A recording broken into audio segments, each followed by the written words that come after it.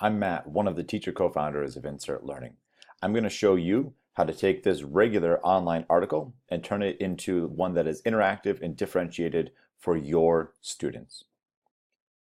In this video, we're going to go over how to sign up, creating your first lesson, getting your students to the lesson, and then viewing your student work at the end or even during.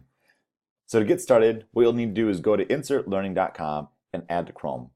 Insert Learning is a Chrome and Firefox extension. You must have a computer or desktop in order to use Insert Learning. So I'm going to go ahead and add in our Chrome extension. We only offer Google sign-in, which means it's great for teachers and students to automatically sign in. There's no separate password or username to remember as they're going along. Go and select my account.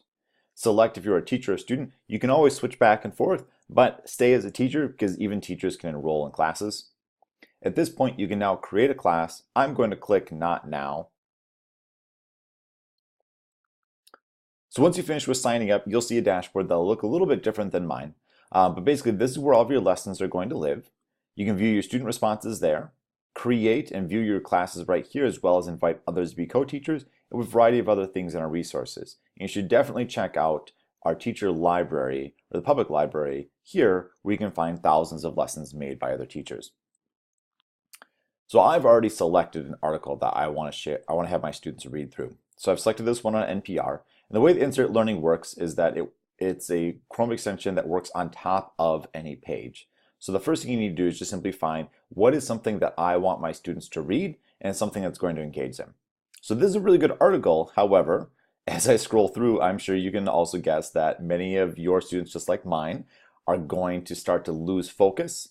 There's going to be things that they'll miss. And at the end of it, either all of students haven't read the entire thing, or they've skimmed too much of it, or they've read the whole thing and they forgot what they were going to learn. So we're going to load in the extension by clicking on the IL icon up here in the toolbar. When this pops up, you'll see one of our lesson templates options here. You can use one of these templates, and if you don't want to, you can just simply click off to the side and it'll go away. For right now, we're just going to create our own. So I'm going to go and start off by adding in instructions. This is your toolbar on the left-hand side. I've got these little notes to tell you kind of what the different things do. But I like to start with my lessons by adding instructions up here at the top. So I'm going to click on the sticky note and then click right up there at the top. And this adds in this yellow note. And this is where you can add in other media as well as instructions and notes and text for your students. So I'm just going to write my instructions here.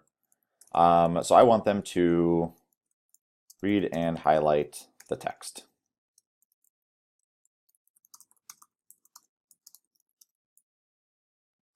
And for this one, I want them to use yellow for main ideas and blue for things they have questions about.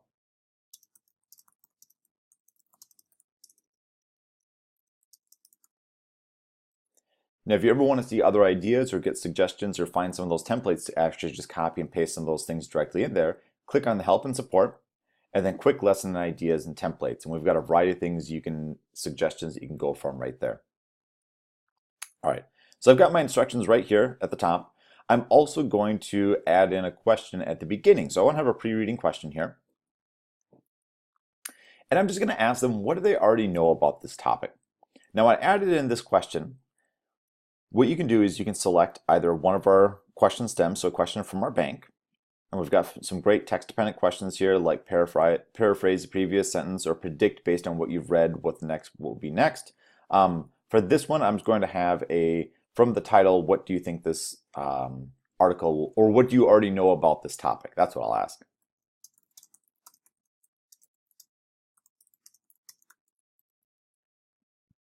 And I'm also going to add in a discussion question because of this one. This is a pretty popular one that I think a lot of students have. There's a lot of excitement and interest around it. So I'm going to add in a discussion question right here as well.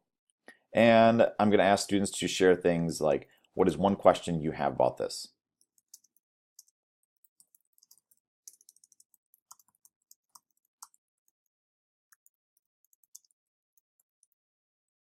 All right, now before I move on, I'm going to explain how all this works and what makes these things different.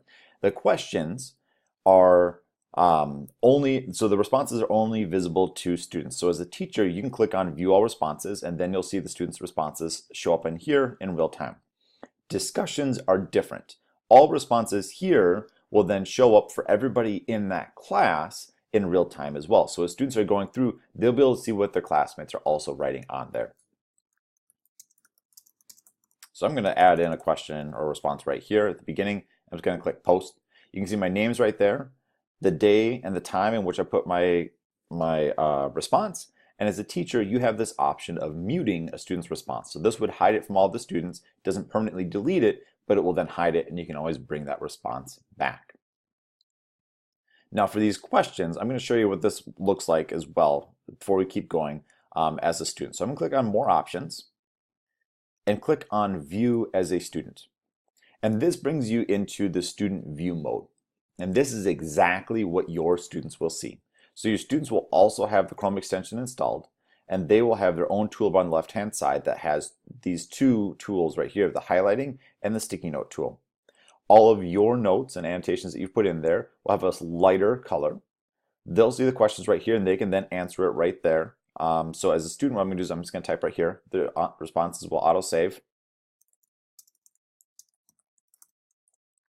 So this little spinning icon right there, and it'll say saved. So it'll tell students when it's been saved. And then they can also type in the responses here. Now, as we go back to the teacher view, because one of my students have now responded to it, I click on View All Responses, and there's my response right there.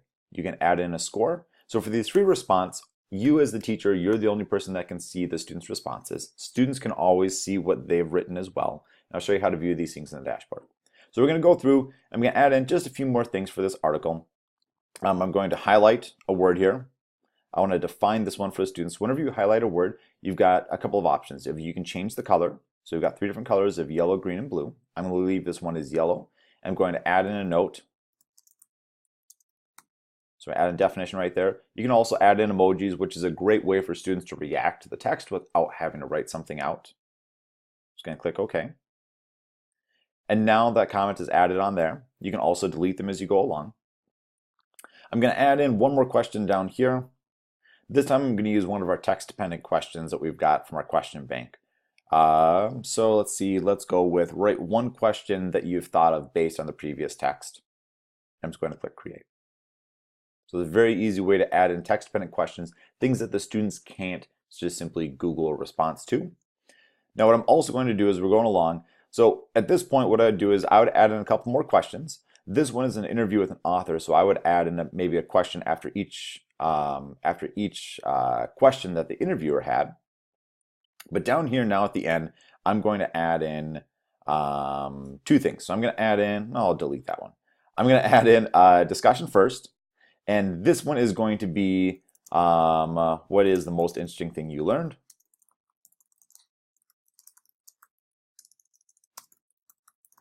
As our discussion question, and I'm also going to add in a sticky note. Now, the reason why I'm doing this down at the end is oftentimes because I like to do this as a blended learning classroom.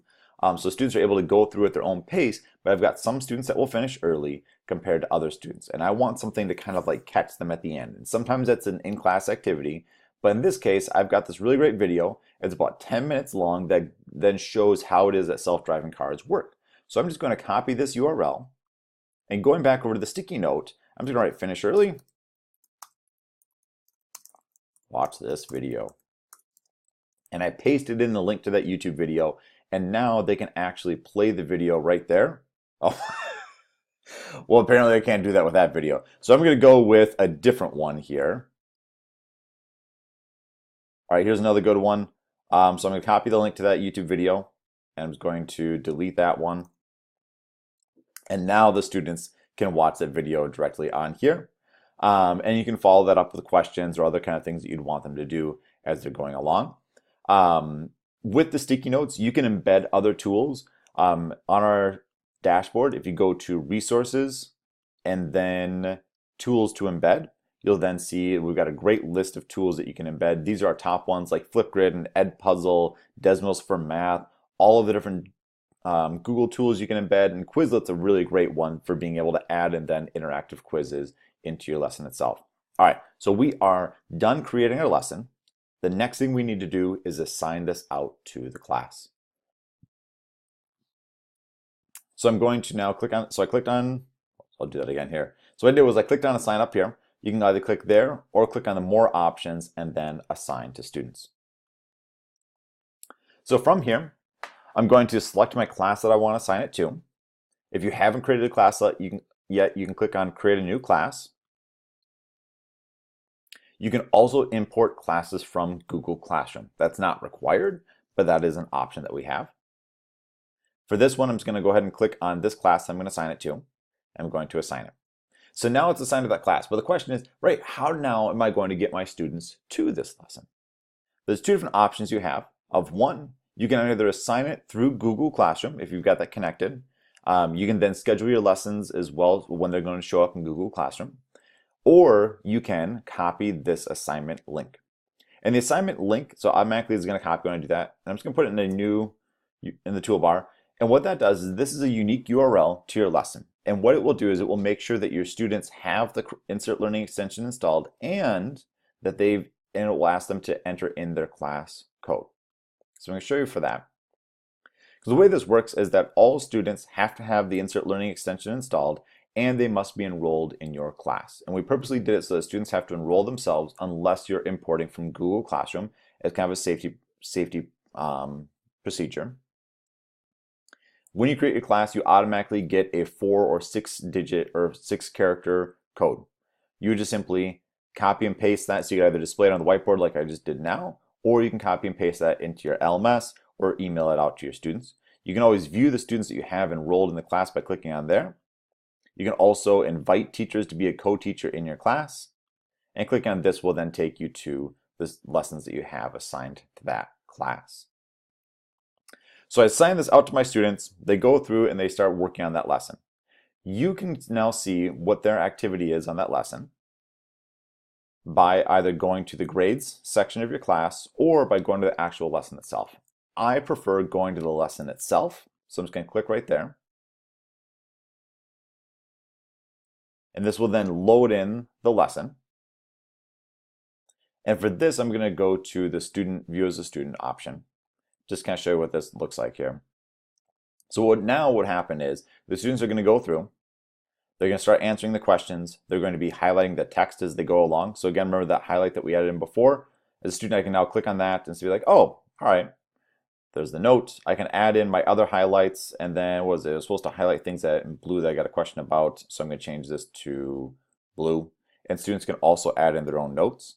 They can add in their own sticky notes. And from here, they can then paste in other tools. They can paste in images. They can even record videos directly in of them asking questions or responding to the text, however it is that you want them to be using that option. So I'm going to go back to the teacher view. So our students are going through this lesson right now. So at this point, you can now view the responses right here, or because they've now started to highlight the text, you got this new icon up here at the top called Viewing Student Annotations. So if you click on that, you now get a drop down of all of your students in the class. And when you select them, so I'm going to go down here. Now when I select my student, I can see what they've highlighted. And what's really cool is this is going to happen in real time.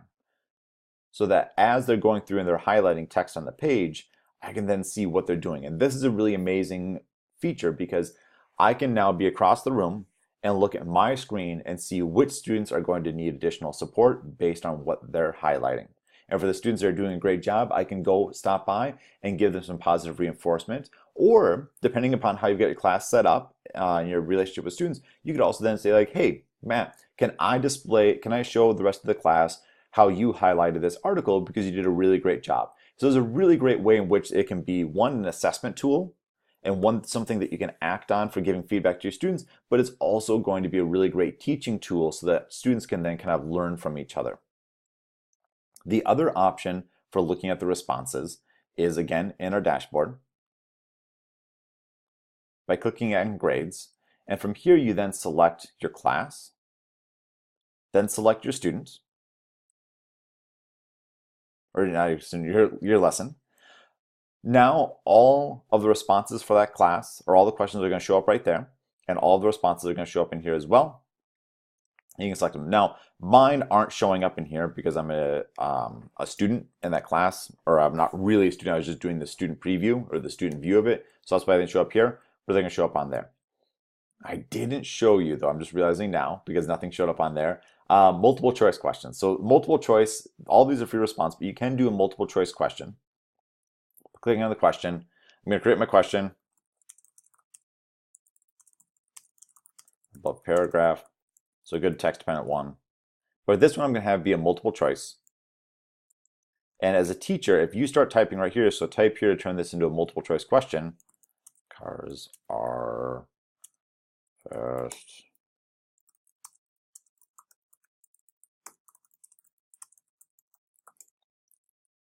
Let's say I'm going to do that. And then I select the correct response.